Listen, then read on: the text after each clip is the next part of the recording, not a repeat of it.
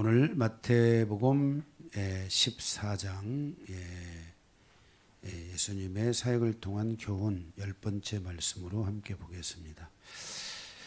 마태복음 8장에서 13장까지 지난주까지죠. 까지는 예수님의 공생의 사역 가운데 연도가 AD 29년에 있었던 사역들입니다. 이 시기에 예수님은 하나님께서 당신을 이 땅에 보내신 메시아라는 것을 온전히 드러내야 하는 기간이었으며 제자들을 온전히 세워가야 했고 자신을 따르는 무리들에게 하나님의 살아계심과 자신이 하나님께서 보내신 메시아라는 것을 보여줘야 되는 중요한 시기였다라고 말씀을 드렸습니다. 그리고 우리는 지난주까지 13장의 말씀까지를 마쳤습니다. 오늘 이제 이 14장을 넘어가면서 예수님의 사역은 새로운 국면에 들어갑니다. 14장부터 25장까지는 예수님께서 십자가에 죽으시기 전 6개월간의 사역입니다. 이 기간을 통해서 예수님은 당신의 정체성을 드러내시기 시작하는 것을 보게 됩니다. 내가 누구냐? 내가 누구인 줄 아느냐? 하고 자신을 드러내시게 됩니다. 그것은 예수님의 십자가의 죽음, 즉 예수님의 순환에 대한 고백입니다. 예수님은 당신께서 십자가에 죽으실 것을 3번 말씀하시는데 마태복음 16장 21절과 마태복음 17장 22절에서 23절과 마태복음 20장 17절에서 19절에 걸쳐 3번 내가 십자가에서 죽을 것이다 라고 예수님께서 말씀하십니다. 그런데 제자들이 믿고 있는 예수님은 이스라엘을 해방시키고 다시 한번 다윗의 시대를 열어줄 왕으로 생각하고 있었습니다. 이러한 제자들에게 예수님께서 다시 한번 이제 왕으로서 등극하셔서 그 이스라엘의 그 오염되어 있고 미혹되어 있는 그 땅의 모든 비진리들을 몰아내고 하나님의 진리를 세우며 하나님의 나라를 그 땅에 다시 우뚝 세워주실 걸로 생각하고 베드로는 자기는 예수님의 우편에 있겠다, 누구는 좌편에 있겠다 이렇게 하면서 정말 나름 자기가 12명이니까 그 12명이 나름대로 뭐 자기가 뭐 한가닥 하려고 다 준비를 하고 그렇게 있는 상황입니다. 그런데 갑자기 이러한 상황에서 예수님께서 십자가에 죽으신다고 고백하는 것은 예수님께서 죄인이라는 것을 고백하는 것입니다. 그 당시에 십자가의 형은 최고 중벌에 해당하는 사람이 십자가의 형을 달리게 되기 때문에 예수님이 십자가에 죽는다는 것은 자신이 죄인이라는 것을 고백하게 되고 그리고 예수님이 십자가에 못 박혀 죽으심으로 말미암아서 그들이 생각했던 모든 꿈들은 산산조각 다 부서지고 말기 때문에 과연 이러한 예수님의 고백을 제자들이 감당할 수 있었을까? 제자들에게 십자가의 사건은 한마디로 그것은 충격이라고 할 수 있습니다. 이러한 충격적 발표를 이 고백을 앞두고 오늘 마태복음 14장에서 두 개의 사건이 일어나고 오늘 이 사건은 무슨 의미가 있으며 이 사건이 주는 교훈이 무엇인지를 우리는 살펴봐야만 한다는 것입니다. 그러니까 오늘을 우리가 흔히 말하는 이 오병이어의 사건과 같은 이런 것들을 오늘날도 오병이어가 사건이 뭐 일어나야 된다 해가지고 하는데 하나님이 하실 수 있겠죠. 예수님이 바다를 걸었고 베드로가 걸었는데 우리도 바다를 걸을 수 있다. 그래요. 조심하십시오. 우리는 성경에서 말씀하고 있는 하나님의 의도와 성경의 본질적인 방향성을 망각한 채 하나의 기적, 하나의 사건, 하나의 치유만 우리가 잡고 간다면은 하나님이 하나님 되심을 하나님께서 이 땅에 오셔서 통치하고 다스리는 과정에 당신이 그 어떤 일을 행하신 것에 대한 그 목적을 우리는 잃어버리고 상실할 수도 있게 된다는 것입니다. 그러므로 우리는 오늘 이 오병이어의 사건이 우리에게 일어나지 않아도, 우리에게 예수님이 바다를 거느렸던 것과 같이 그 바다를 거니는 사건이 일어나지 않아도 하나님의 의도를 알 수 있게 된다면, 하나님께서 우리에게 대한 우리의 믿음의 방향성을 알려주시게 된다면, 우리는 그것만 붙들고도, 바다를 거닐지 않고도 하나님 앞에 큰 믿음을 가질 수 있고, 오병이어의 그 기적이 일어나지 않아도 우리는 얼마든지 생명의 말씀을 붙들고 떡으로 사는 존재가 아니라 말씀으로 사는 존재로서의 삶의 여정을 살아갈 수 있다는 것입니다. 그러나 이 예수님의 이 당시는 이 구약의 말씀을 의지하고 있는 유대인들과, 그리고 이제 신약의 이 하나님의 말씀에 대한 방향성과 계시가 완전히 열려지지 않은 상태에서 바로 하나님의 정확한 의도가 무엇인지를 드러내야 되겠고, 그리고 십자가에 죽으시기 전 제자들이 떠나지 않도록, 예수님을 배반하지 않도록 하기 위해서는 예수님이 누구시냐 하는 것을 정확하게 드러내는 그 중요한 시간이 그들에게 필요했다는 것입니다. 그래서 오늘 이 두 개의 사건이 우리에게 주는 교훈이 무엇이고, 세례 요한의 죽음이 우리에게 주시는 말씀의 계시와 방향성이 무엇인지를 우리가 정확하게 알고 간다면, 우리는 오늘 이 오병이어의 이 사건이, 이제 사건은 일어나지 않지만 그 사건의 목적은 우리 안에 이루어질 수 있고, 바다 위를 거니는 사건은 우리에게 일어날 수 없지만 바다 위를 거닐었던 그 뒤에 온 사건의 목적은 우리가 반드시 가질 수 있고, 우리도 그러한 목적을, 그 하나님의 그 말씀의 방향성을 가지고 우리도 얼마든지 담대하게 신앙생활을 할 수 있다는 것을 우리는 오늘 기억해야 할 줄로 믿습니다. 세례 요한의 죽음과 오병이어와 물 위를 걷는 사건이 주는 교훈은 무엇인가?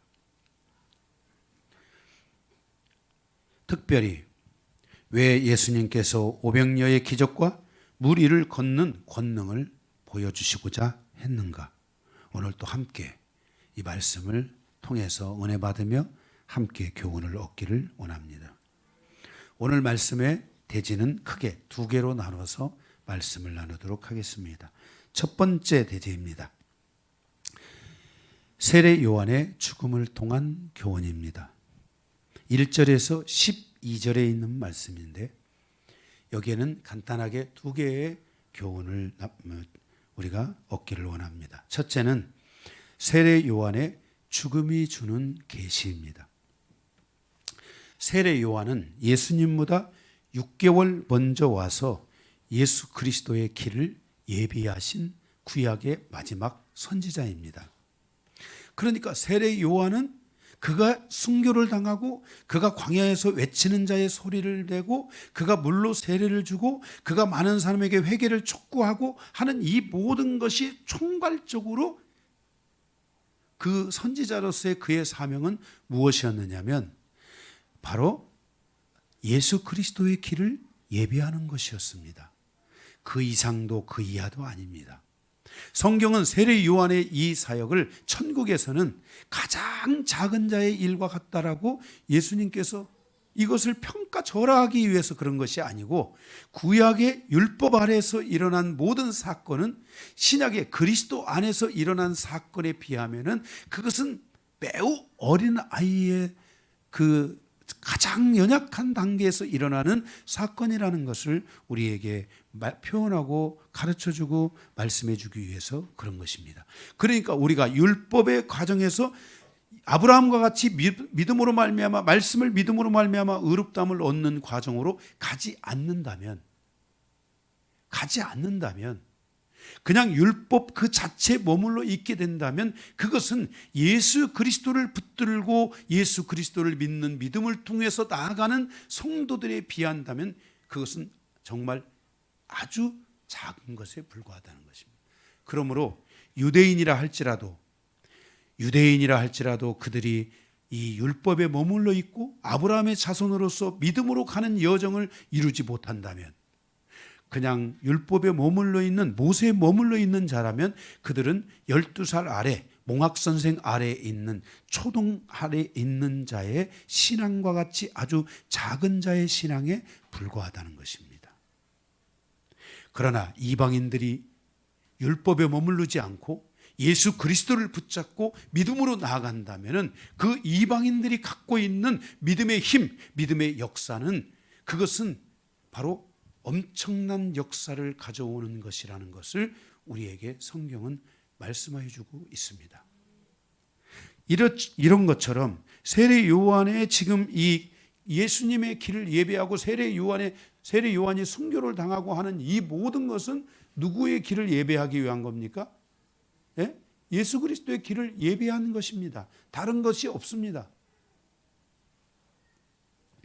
그런데 6개월 먼저 와서 세례 요한이 예수님의 길을 예비하셨는데, 예수님이 십자가에 죽으시기 전 바로 6개월 전에 이 세례 요한의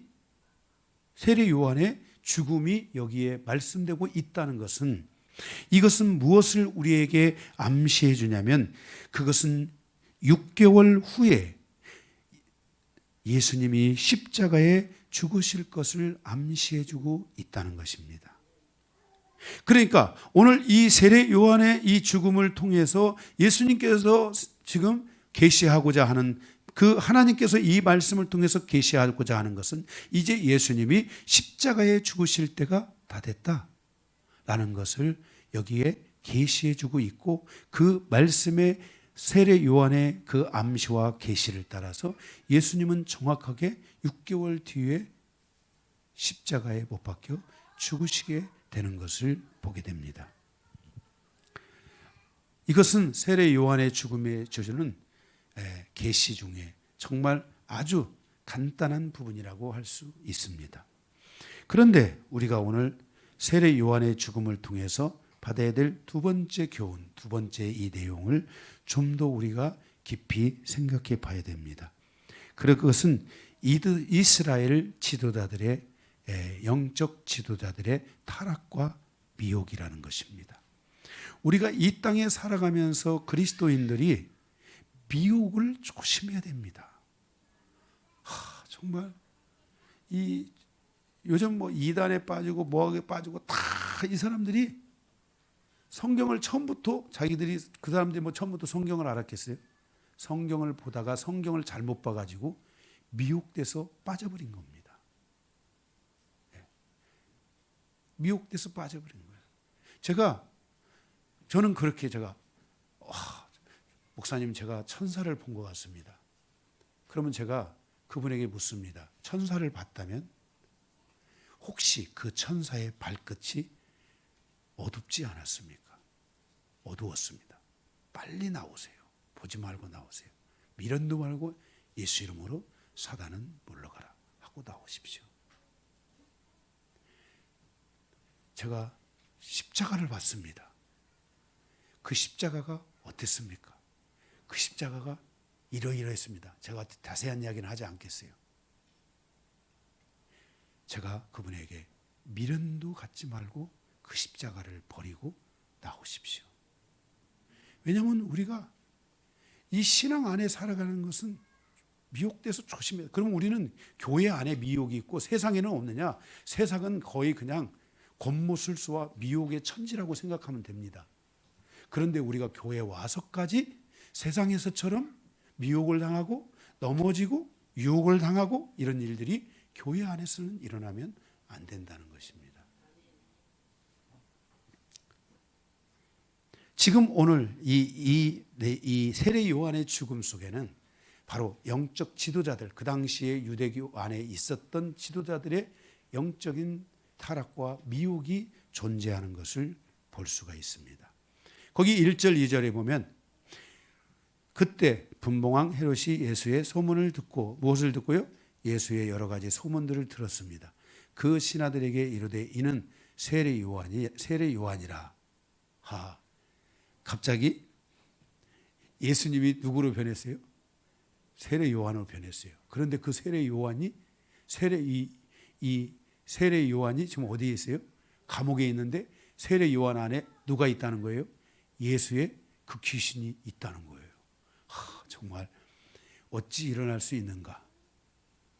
그가 죽은 자 가운데서 살아났으니 그러므로 이런 능력이 그 속에서 역사하는도다 하더라. 그래서 세례 요한의 영이 예수에게 가든 예수의 영이 귀신이 세례 요한에 오든 지금 이 사람들이 이 헤로드 왕이 지금 거기 있는 영적인 그 지도자라고 하는 사람들이 사람들을 미혹시키고 있는 것을 보게 됩니다.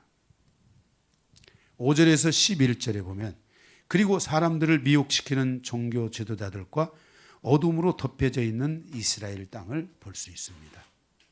그리고 그 세례 요한을 데려다가 자기의 딸인가 누군가가 있는데 딸이 춤추는데 그것이 이쁘다고 하여서 소원을 들어준다는데 이미 그 속에 거기에 계략이 있습니다.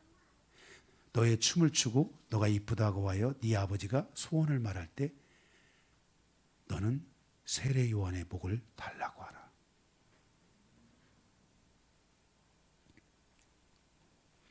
마가복음 8장 15절에 보면 예수께서 경고하여 이르시되 삼가 바리새인들의 누룩과 헤롯의 누룩을 주의하라.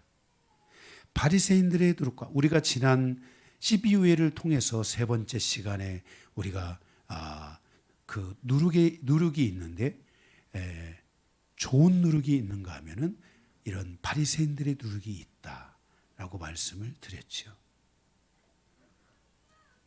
이러한 누룩의 역사로 말미암아 결국 이스라엘은 40년 후에 다시 한번 멸망을 받게 되고 이러한 종교 지도자들의 미혹과 타락의 결과로 인해서 이스라엘은 2000년 동안이나 세계 여러 나라를 유리하고 방황하며 돌아다니듯 2000년을 돌아다니는 겁니다.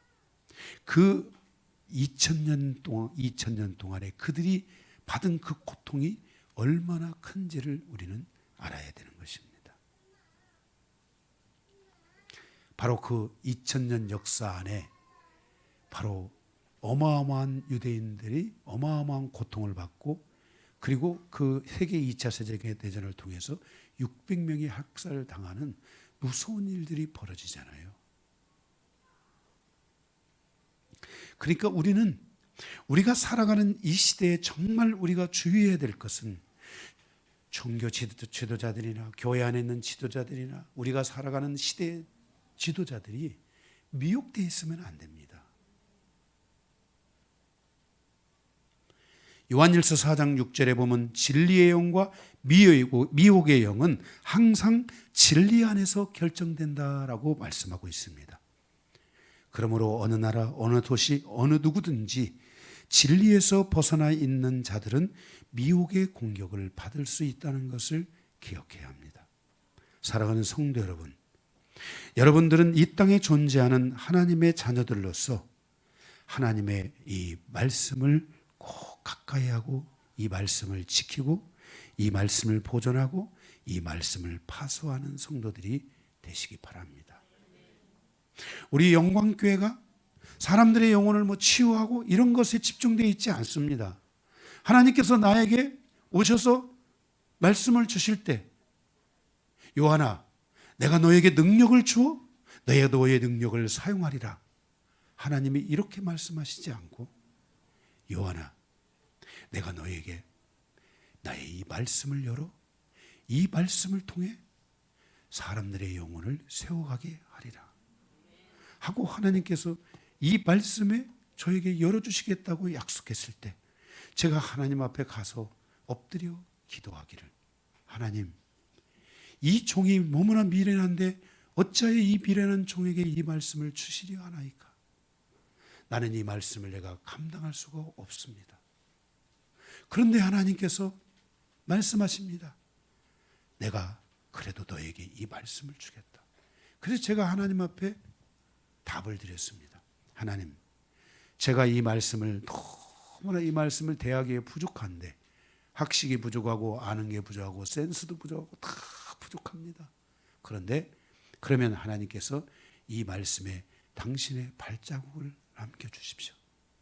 제가 조심스럽게 당신의 그 발자국을 따라 이 말씀의 여정을 따라가겠습니다 하고 하나님께서 이 말씀을 열어주시는데, 이 주님의 이 성경에서 발자국 찾기가 보통 이게 쉬운 게 아닙니다.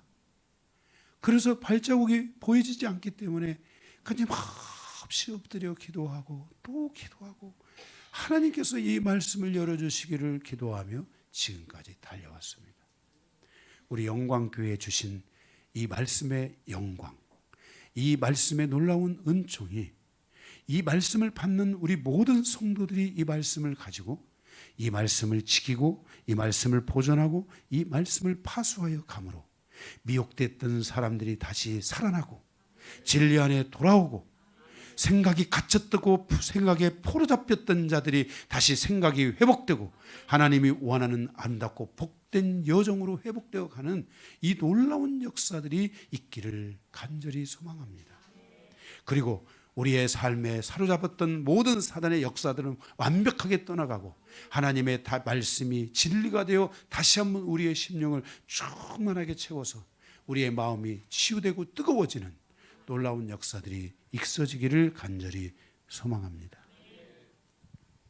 그래서 오늘 세례 요한의 죽음을 통해서 우리는 예수의 죽음에 대한 암시가 있다는 것을 우리는 보고, 또한 두 번째로는 영적 지도자들의 미혹이 우리 조심해야 되고, 이런 미혹이 우리 안에 이루어지지 않기 위해서는 주의 종들은 하나님의 말씀에 좀 더 집중해야 된다. 네. 뭐 밖에 나가서 뭐 하는 거 다 좋습니다.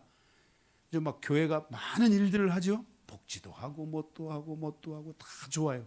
그러나 교회는 갈라디아서의 말씀처럼 순수 복음, 오직 하나님의 말씀으로 다시 한번 예수 그리스도만을 붙드는 그런 그 인도하심을 받는 교회들이 돼야 될 줄로 믿습니다. 두 번째, 갈릴리에서 일어난 기적을 통한 교훈입니다. 오늘 이 말씀 저를 좀 보시기 바랍니다. 제가 그림을 그려드릴게요. 오늘은 이 갈릴리라는 바다가 있는데, 이 바다를 이제 건너가면 이곳은 그 베데스라고 해가지고, 여기는 벳세다라고 해가지고, 이 벳세다는 이방인 지역입니다. 그게 이방인 지역에서 무슨 사건이 일어나냐면 오병이어의 사건이 일어난 겁니다. 그리고 그 바다에서 오시다가 갈릴리 바다에서 지금 사건이 일어나고, 오늘 두 번째 대지에서 세 번째 사건은 예수님이 다시 갈릴리 지역에 오셔서 그 병자들을 치유하는 사건이 일어난 내용입니다. 그래서 오늘 갈릴리를 중심으로 일어난 기적을 통한 교훈, 두 번째 대지가 그렇게 잡았습니다. 13절에서 36절인데, 이 기적의 정점은 무엇인가? 왜 예수님께서 자신이 십자가에 죽으실 것을 고백하기 전에, 바로 이제 뒤에 가면 고백하시거든요. 고백하시기 전에 강력한 두 개의 기적을 보여주고 있는 것인가? 이 오병이어의 사건은 정말 강력한 기적입니다. 여러분, 우리가 콩을 반쪽을 나눠 먹는다는 말은 있어도 떡 5개하고 떡 5개하고 물고기 2마리가 5,000명을 먹이고 12광주리가 남았다는 이야기는 있어요, 없어요? 성경 말고는 없는 겁니다. 그죠? 네. 콩 2쪽은 나눠 먹을 수 있어요. 도시락 하나 가지고 둘이 십시일반으로 먹을 수 있어요. 그렇지만 그것을 가지고 5,000명을 먹이고 12광주리가 남았다? 그것은 성경 이외에는 없는 이야기입니다. 뭐 어떤 분들이 뭐 오병이어의 역사가 일어났다고 막 그러는데, 그거는 먹을 거 많이 가지고 와서 여러 사람들이 나눠 먹다가 다 나눠 먹었더라, 이런 얘기지 오병이어의 사건이 일어난 것은 아닙니다. 그런데 예수님께서 왜 이렇게 어마어마하고 강력한 이러한 그 기적을 베푸신 건가? 그것도 이방인 땅에서 제자들에게 이것을 보여주셨어요. 어디에서 보여주셨어요? 이방인 땅에서 보여주셨어요. 이것이 무엇인가? 하나는 유대인 땅에 오시는 과정에서, 유대 땅으로 오시는, 갈릴리는 유대 땅이잖아요. 그 갈릴리에서 배에 있는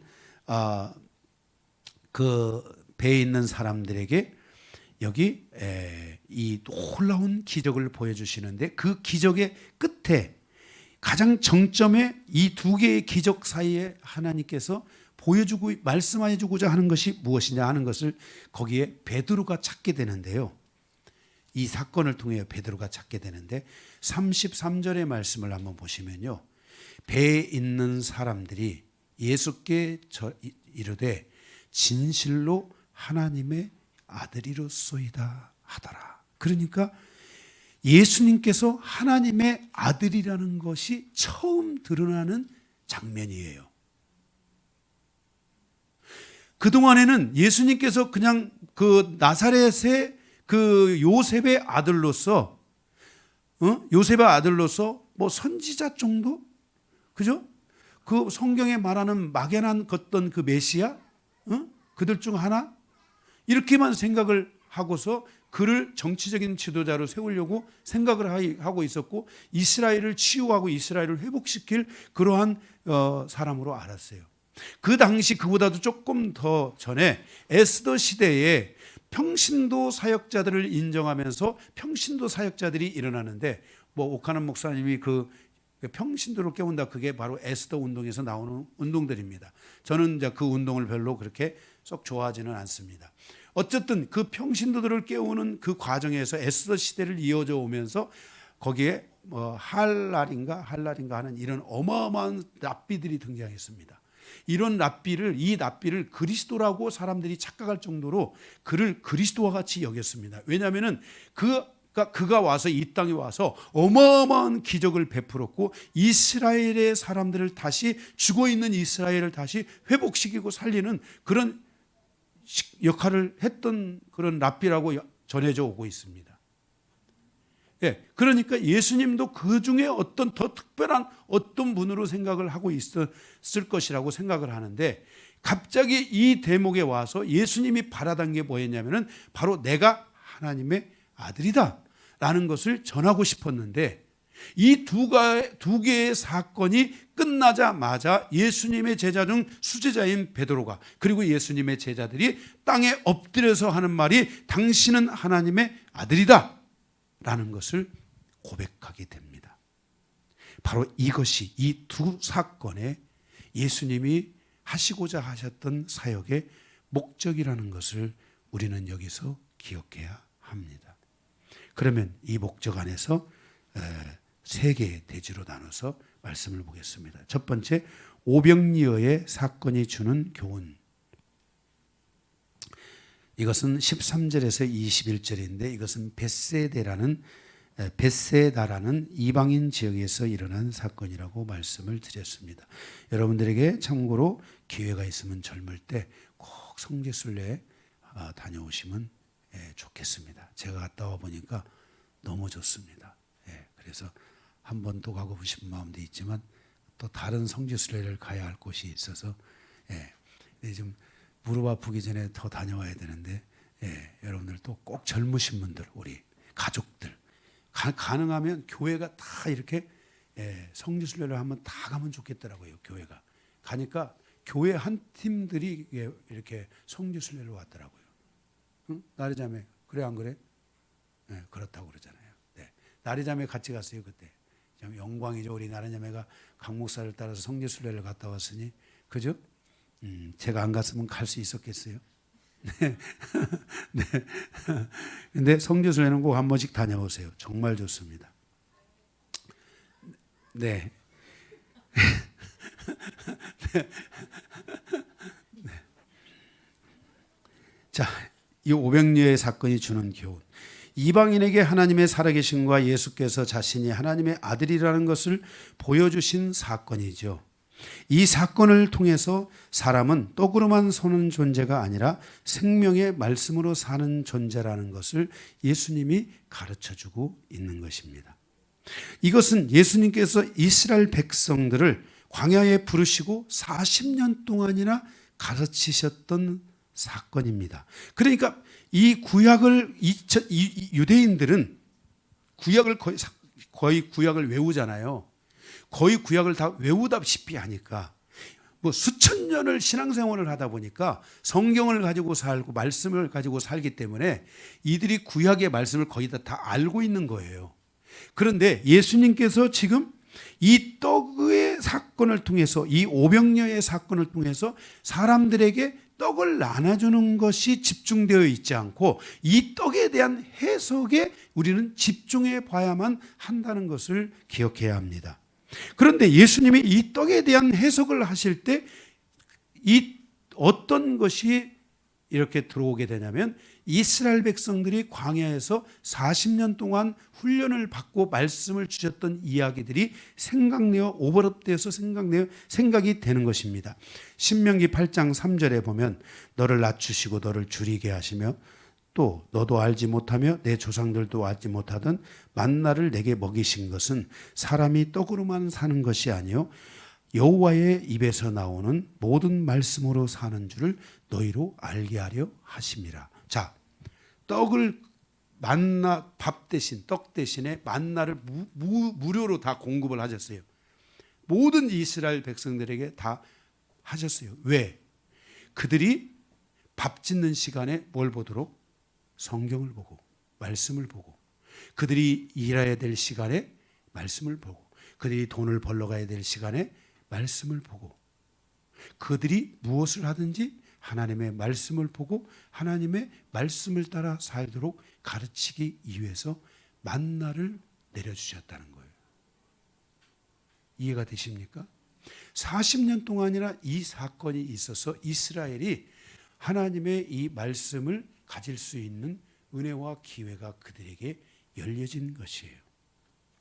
요한복음 6장에 오병이어의 사건에 대한 해석을 주님이 하시는데, 이 사건을 통해 광야에서 만나 사건을 해석하면서 풀어주시면서 예수님께서 여러분이 가셔서 요한복음 6장을 그냥 읽기만 해도 이 오병이어의 사건이 무엇을 말하고 있는지를 우리에게 가르쳐 주십니다. 알 수 있습니다. 그러니까 지금 오병이어의 이 사건은 하나님의 아들이 하나님의 자녀들과 백성들에게 너희가 하나님의 말씀으로 살아라, 떡으로 사는 게 중요한 게 아니라 이제는 너희가 하나님의 말씀으로 살아야 된다. 너희는 지금 광야에 있는 자들과 같다. 하나님이 너희들의 먹고 마시고 입히고 하는 것을 다 해결해 줄 것이니 너희는 이제 하나님의 말씀으로 살아라.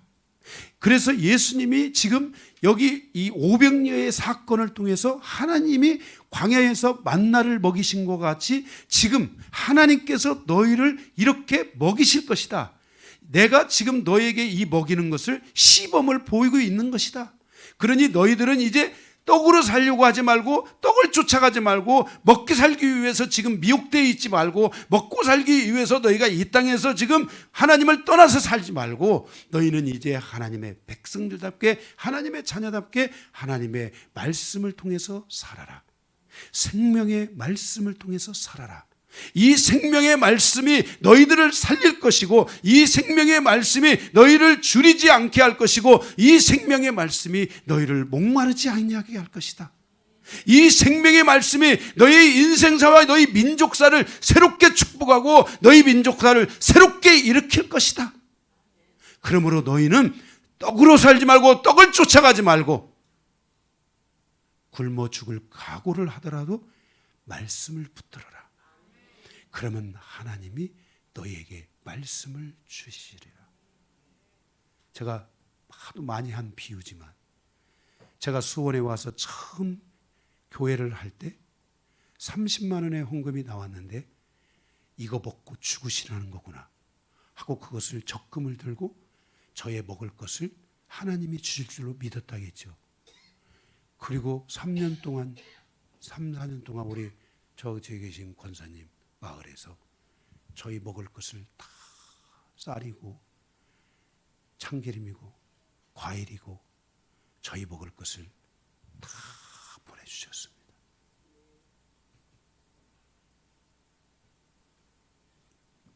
달라고 안 했습니다. 제가 원래 달라고 안 하는 성격입니다. 나는 뭘 달라, 뭘 해달라 이런 말은 없다. 이런 얘기 잘 안 하는 사람입니다.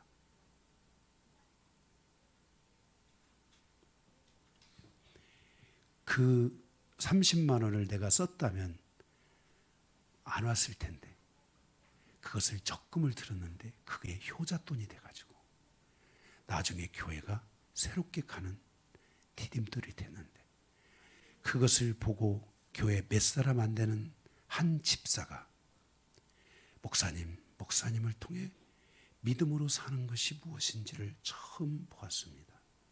이렇게 고백했습니다. 그리고 제가 오늘부터 헌금을 올리겠습니다. 헌금을 올리더라고요. 제가 헌금 얘기 올린 얘기 하려는 게 아니고 하나님의 말씀으로 살아야 된다는 걸 예수님이 오병이어의 사건을 통해 가르쳐 주신 거예요. 그러니까 이 오병이어의 사건은 만나의 사건인데 하나님께서 만나를 내리신 것처럼 예수님이 이 떡을 주니까 이 떡을 주시는 이분이 누구예요? 하나님의 아들이라는 거예요. 왜 이 하나님의 아들이라는 것을 가르치려고 하냐면 십자가에 내가 죽는다고 생각하면은 예수님을 정치적인 왕으로 생각한 제자들은 다 떠나가 버리잖아요. 그러면 지금까지 3년 동안 한 사역이 다 무용지물이 된단 말이에요. 그리고 자기를 따르던 사람들도 다 무용지물이 되잖아요. 그죠? 그래서 예수님이 그들이 떠나지 않도록, 그들이 예수님을 배반하지 않도록 하기 위해서 예수님께서 이 떡 사건을, 이 오병이어의 사건을 통해 당신이 하나님의 아들이라는 것을 가르쳐주며 광야에서 이스라엘 백성이 하나님이 먹이시고 그 백성이 하나님의 말씀으로 산 것처럼 사랑하는 자들이여, 제자들이여, 그리고 나를 따라오는 모든 자들이여, 너희는 하나님이 먹이실 터이니 너희는 하나님의 생명의 말씀을 붙들으라고 여기서 가르쳐주고 있는 것입니다.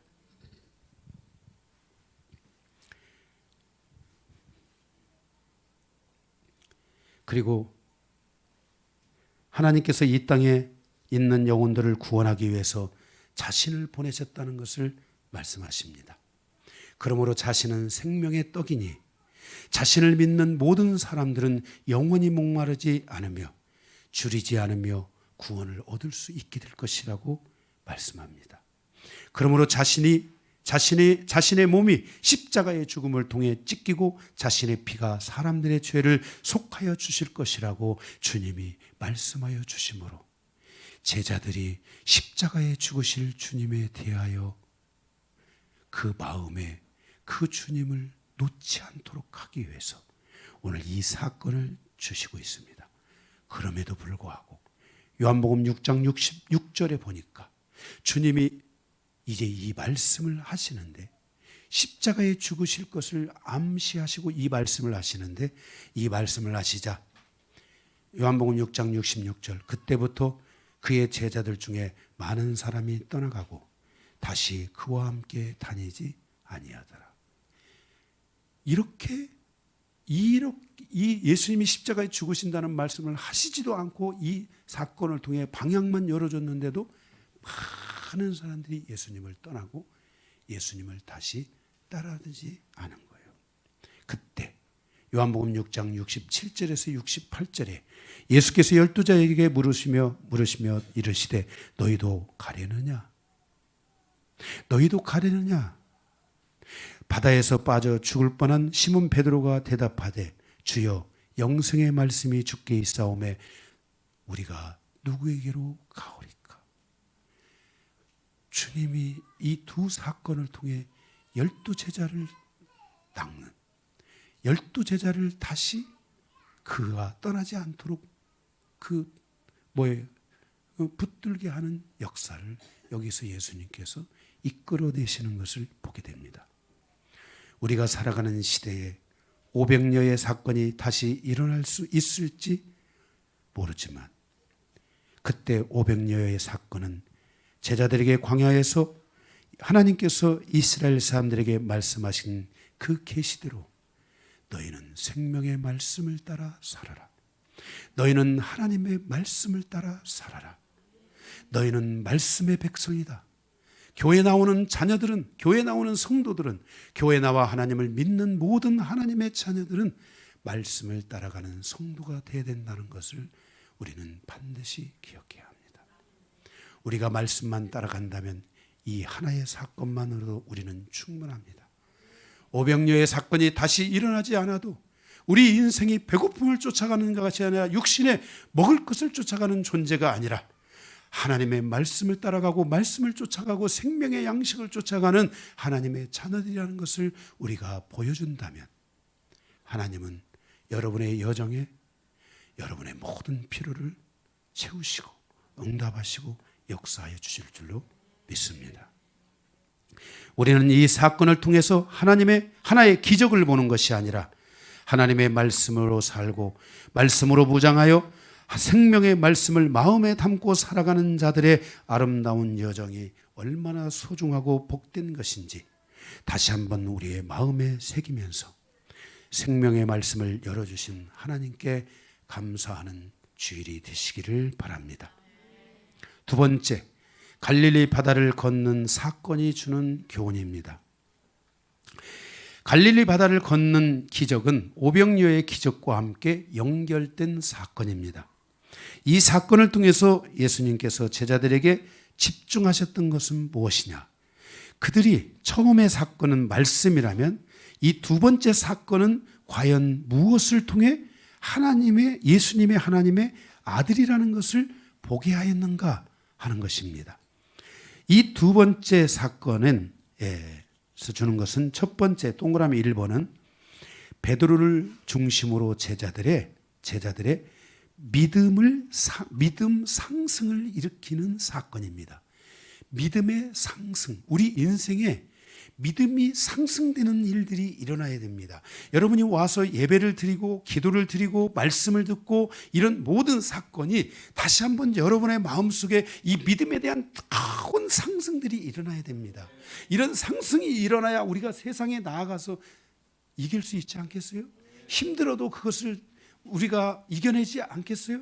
우리가 살아가는 이 세상은 여러분 만만치가 않습니다.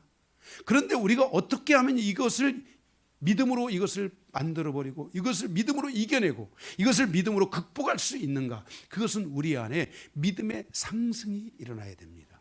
지금 예수님의 제자들이 지금 믿음의 상승이 일어나야 했습니다. 왜냐하면 예수님이 십자가에 죽으신다고 하면은 아마 제자들 전부 다 쪼그라 들어가지고 저들이 지금 야 국방부 장관 너 끝났어. 너 내무부 장관 야 너 끝났어. 예수님이 십자가에 죽으신대. 그거 봐라. 저 잡혀가는 거 봐라. 노무현 군방에게. 끝났다. 괜히 헛물 켰다. 이럴 수 있는데 만약에 믿음의 눈이 열린다면 믿음이 상승이 돼서 보지 못하는 것을 보고 알 수 없는 것들을 알게 되고 하나님을 보게 되고 하나님의 말씀을 보는 눈이 열리게 된다면 그들은 충분히 그 모든 것들을 이겨낼 수 있을 것이라는 것입니다. 그래서 이것은 믿음의 상승을 주는 것인데 그때 예수님께서 베드로에게 오셔서 그 제자들에게 오셔서 믿음이 적은 자여 라고 책망하십니다. 아, 믿음이 적은 자요. 믿음이 적은 자요. 그런데 그 중에 베드로가 주님이 그 베드로가 이게 항상 좀 다혈질이긴 하지만 주님이 오라 하시면 내가 걷겠나이다.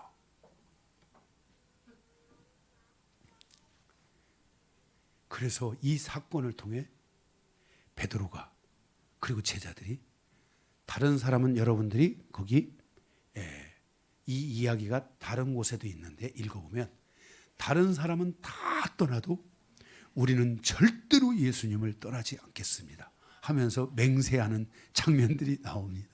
그러니 이 사건을 통해서 정말 예수님이 기대했던 것만큼 예수님의 제자들 안에 믿음이 완벽하게 상승하고 그 중에서 바다를 거닐었던 그 제자 베드로는 잠시 걷다가 빠지긴 했어도 그래도 바다를 걸었던 그 감각이 있잖아요. 믿음이 완벽하게 상승되는 이 놀라운 역사가 일어나게 됐다는 거예요. 그래서 그 믿음이 상승하고서 보니까 예수님이 그 예수님이 아니라 누구야? 하나님의 아들이라는 거야. 선 오브 맨에서 선 오브 갓으로 완벽하게 바뀌는 이 장면이 여기서 딱 이루어지게 되는 거예요.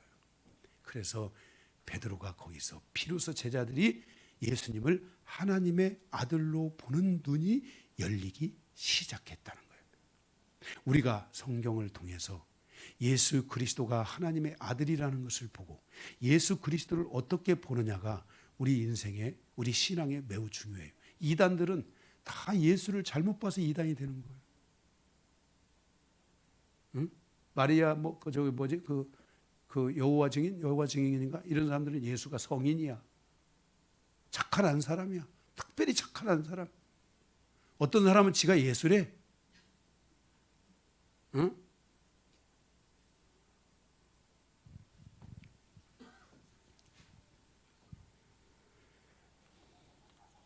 우리가 이 사건을 통해서 우리가 봐야 될 첫 번째 중요한 것은 믿음의 상승입니다. 여러분들이 오늘 예배를 드리면서 이 말씀을 들으면서 여러분들도 믿음이 좀 확 상승되고 마음이 뜨거워져서 그래 주님이 바다도 거느렸는데 내가 이 땅에서 살아가는데 못할 게 뭐야. 다시 한번 말씀을 힘없고 할 수 있어. 응? 할 수 있어. 주님이 나와 함께 하시잖아. 하나님의 아들 되신 주님이 나와 함께 하시잖아. 주님이 아버지께서 나를 하나님의 아들들이래. 예수님과 나를 동급으로 쳐주시잖아. 나도 하나님의 자녀잖아 하는 이런 마음을 가지고 여러분들이 믿음이 상승되시기를 바랍니다. 두 번째로는 조금 어렵지만 잘 들으시기 바랍니다. 사람의 생명의 비밀, 영생하는 육체의 실체를 보여주시는 부분입니다. 인간은 시간과 공간을 지배하는 육체의 신비를 이 인간인 베드로가 시간과 공간을 초월하는 이 육체의 신비를 경험하게 됩니다. 인간을 창조하신 하나님의 아들 예수 그리스도의 완전하심을 보여주시며 그가 인간의 모든 육체를 지배하고 있다는 것을 보여주십니다. 성경의 사상은 윤회가 아닌 육체의 완전한 부활을 믿습니다. 우리가 죽음에 이른다 할지라도 우리의 육체는 반드시 다시 생명의 부활로 일어나서 시간과 공간을 초월한 육체를 다시 입을 것입니다. 만약 여러분이 알고 있는 종교 가운데 이 육체의 부활을 믿지 않는 종교가 있다면 그것은 기독교와 완전히 다른 것이고 성경과 완전히 다른 것이며 그것은 바로 육체 부활의 신앙을 가진 그 체계가 아니라는 사상이 아니라는 것을 여러분들은 반드시 기억해야 합니다. 이것이 바로 육체 부활을 믿는 것이 성경의 부활입니다. 그래서 성경의 부활은 정령신앙의 영혼 즉 귀신의 혼령의 부활을 의미하는 것이 아닙니다. 이런 요즘 무슨 운동이라고 그래요? 그게 내가 이런 유튜브 같은 거나 뭐 이런 걸 세상 지식을 많이 안 보니까 이런 짬뽕된 종교 있잖아요. 응? 정년신앙이나 천주교 뭐 이런 또 뭐 불교 뭐 기독교 응? 다원주의 그런 것도 있고 또 그게 있어요. 그걸 뭐라고 그래요? 좀 멋있게 좀 21세기적인 그 단어가 있잖아요. 그게. 자, 어쨌든 이런 정령신앙은 사람의 영혼과 귀신의 그 혼령이 부활을 한다는 거잖아요. 죽으면은 억울해서 못 가서 혼령이 돌아다닌다는 거잖아요. 그죠? 돌아다닌다는 거잖아요. 절대 혼령은 부활하고 뭐 그렇게 귀신이 돌아다니고 그런 것이 아닙니다. 우리는 이런 혼령의 부활을 믿는 게 아니라 몸의 부활을 믿습니다.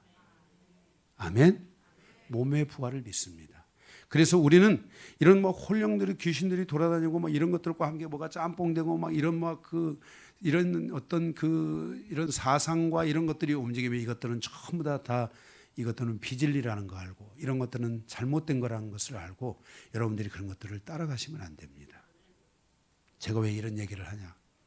우리가 요즘 살아가는 이 시대에 너무나 많은 약간 그 종교의 다원주의라든지 이런 많은 사상과 이런 흐름들이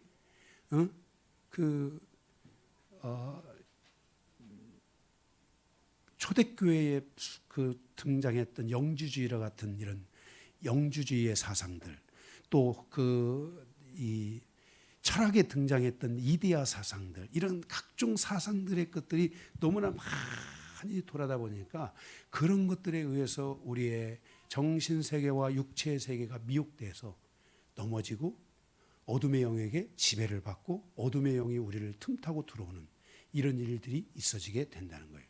그런데 여러분들이 이런 말씀의 질서만 정확하게 알고 말씀의 방향성만 정확하게 알아도 사단은 역사할 수가 없습니다. 아멘? 네, 그래서 여러분들이 이런 부분들을 분명하게 가지고 가시기를 바랍니다.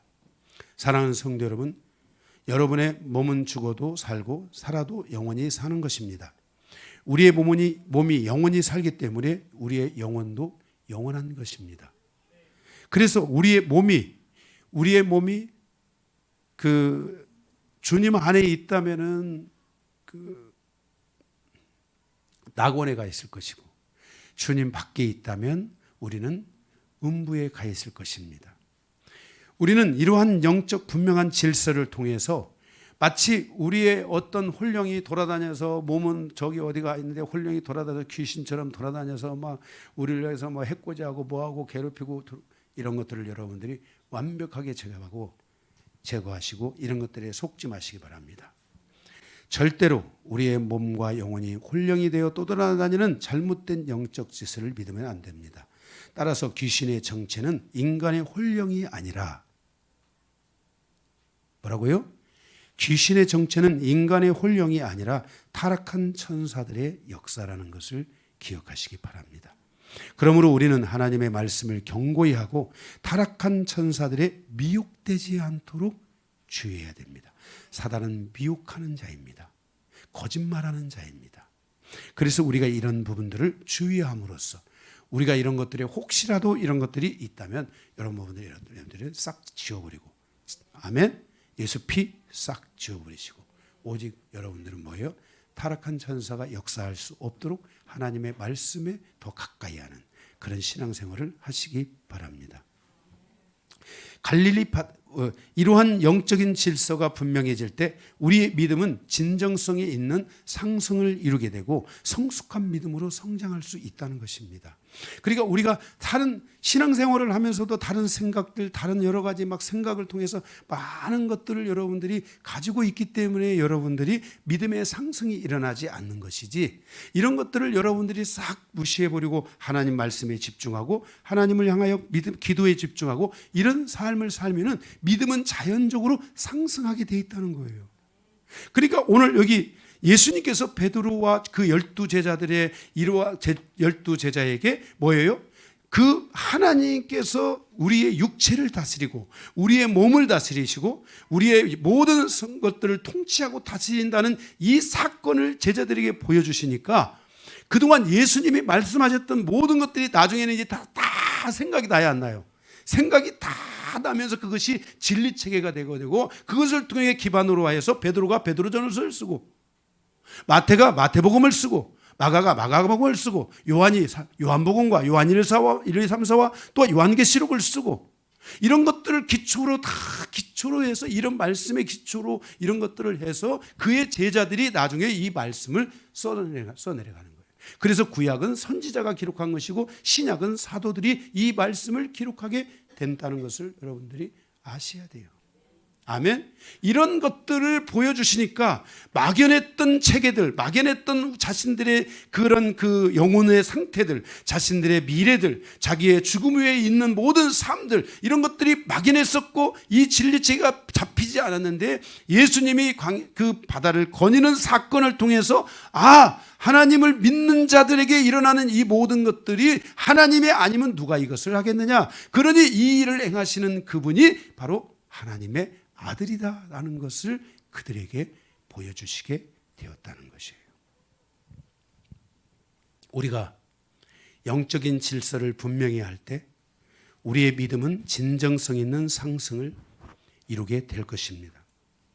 갈릴리 바다에서 일어난 사건은 결국 믿음의 상승이 이루어지는 신앙이 되어야 된다는 것을 가르쳐줬고, 제자들 안에 율법 아래서 잠자던 영혼들이 다시 살아나기 시작했고, 그들 안에 있는 말씀과 어떤 체계들이 다시 살아나기 시작하면서 그들이 이제는 예수님이 하나님의 아들이고 예수님이 진리를 전한다는 사실을 그들이 깨닫게 되었을 때 베드로가 고백하기를, 주여, 생명의 말씀이 죽기 싸움에 우리가 누구에게로 가오리까 하면서 예수님을 견고하게 붙잡는 그런 계기를 만들어주게 되었다는 것입니다. 마지막으로 세 번째, 34절에 36절입니다. 새로운 전환점에서 보는 예수님의 사역이 주는 교훈입니다. 13장에 있었던 13장까지 있었던 예수님의 모든 치유의 사건은 한 능력의 사건이며, 예수님이 진짜 누구인지 모르고 따르는 제자들에게 주는 하나님의 은혜였으며, 한 선지자의 치유로 볼 수도 있는 치유의 사건과 같은 것이었습니다. 그러나 마태복음 오늘 본문의 14장 34절에 36절에서 이루어지고 있는 이 치유의 사건은 예수님께서 하나님의 아들로서 이 땅에 고통하고 있는 자들의 고통을 풀어주는 장면으로 바뀌고 있다는 것을 우리는 알 수 있습니다. 이러한 사역은 곧 미래 교회가 가져야 할 사역의 방향성을 제시해주고 있는 것입니다. 제2의 보혜사이신 성령님을 통해서 앞으로 풀어가야 할 교회 사역의 방향성을 보여주고 있다는 것입니다. 어쩌다 교회가 운 좋게 어떤 일이 일어나고, 교회가 어떤 사건이 일어나고, 교회가 어떻게 하다 보니까 기도 응답을 받고 하는 그런 사건이 아니라, 하나님의 아들들이 있는 교회 공동체의 여정 속에 하나님의 능력이 있고, 하나님의 치유가 있고, 하나님의 은총이 있고, 하나님의 역사가 있는 이 여정이 이루어져 가야 된다는 것을 우리에게 보여주고 있다는 것입니다. 그러므로 교회는 제2의 보혜사이신 성령님을 통해서 하나님의 교회로서 이 땅에 살고 있는 사람들의 고통과 아픔을 보듬어 안고 기도할 수 있어야 되며, 그들을 치유할 수 있어야 합니다. 이러한 관점에서 영광교회도 매우 부족함을 느끼며, 우리 모두 하나님의 아들들로서 이 땅의 마지막 사명을 잘 감당하는 교회가 될 수 있도록 우리 모두가 같이 기도하며, 성령의 강력한 역사가 이루어지는 사역이 될 수 있도록 우리가 함께 하나가 되어 말씀 가운데, 진리 가운데 나아가는 교회가 되어야 할 것입니다.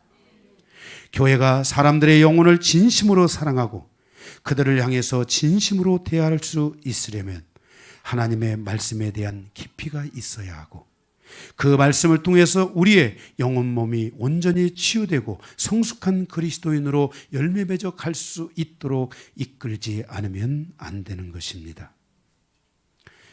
진리의 타락과 진리의 미혹은 사단의 역사를 가져올 수 있습니다. 사랑하는 성도 여러분, 우리는 마지막 시대를 살아가며 하나님의 말씀 안에 거해야 합니다.